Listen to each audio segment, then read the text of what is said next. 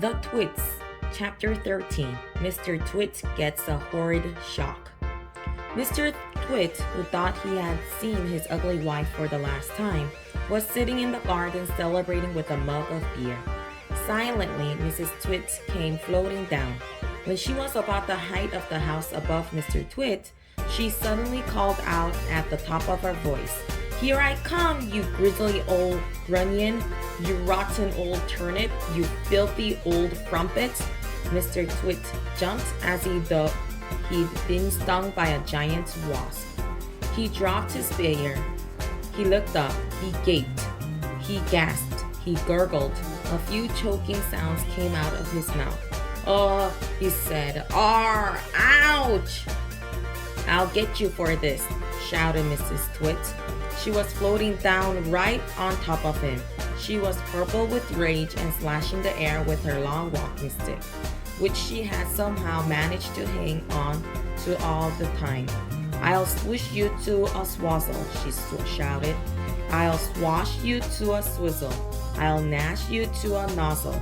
I'll nosh you to a nazzle."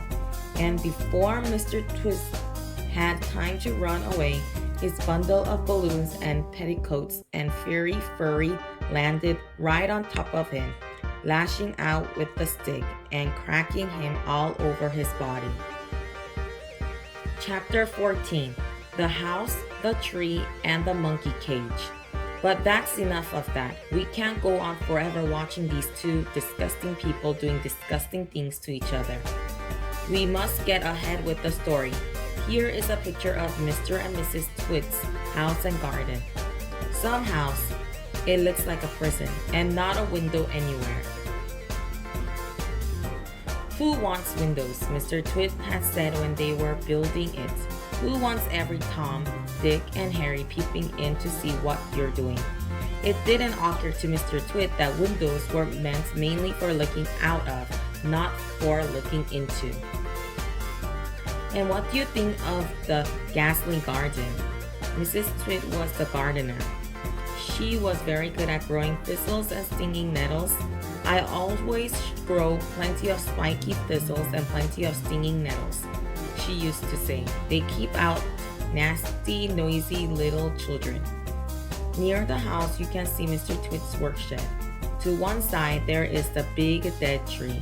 It never has any leaves on it because it's dead. And not far from the tree, you can see the monkey cage. There are 4 monkeys in it. They belong to Mr. Twit. You will hear about them later.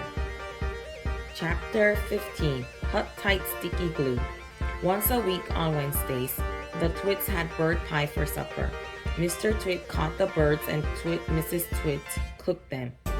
Mr. Twit was good at catching birds. On the day before bird pie day, he would put the ladder up against the big dead tree and climb into the branches with a bucket of glue and a paintbrush. The glue he used was something called Hug-Tight, and it was stickier than any other glue in the world. He would paint it along the tops of all the branches and then go away. As the sun went down, birds would fly in front all over to roost for the night in the big dead tree. They didn't know, poor things, that the branches were all smeared with horrible Hug-Tight. The moment they landed on a branch, their feet stuck, and was that. The next morning, which was bird pie day, Mr. Twit would climb up the ladder again and grab all the red birds that were stuck up to the tree.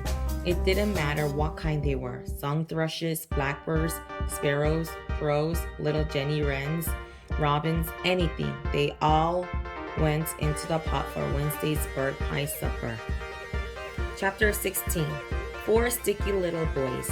On one Tuesday evening, after Mr. Twit had been up the ladder and smeared the tree with Hug-Tight, 4 little boys crept into the garden to look at the monkeys.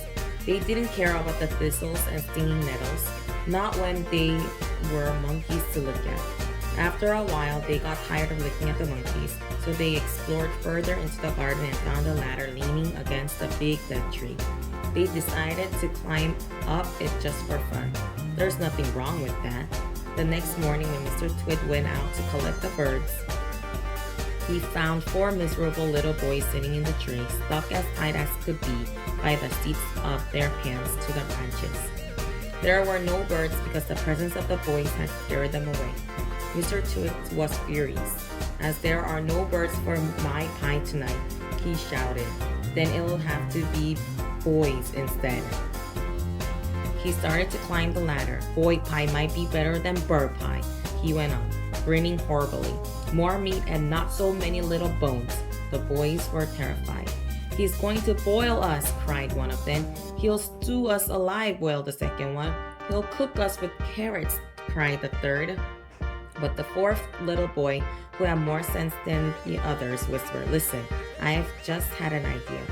We are only stuck by the seats of our pants, so quick, unbutton your pants and slip out of them and fall to the ground."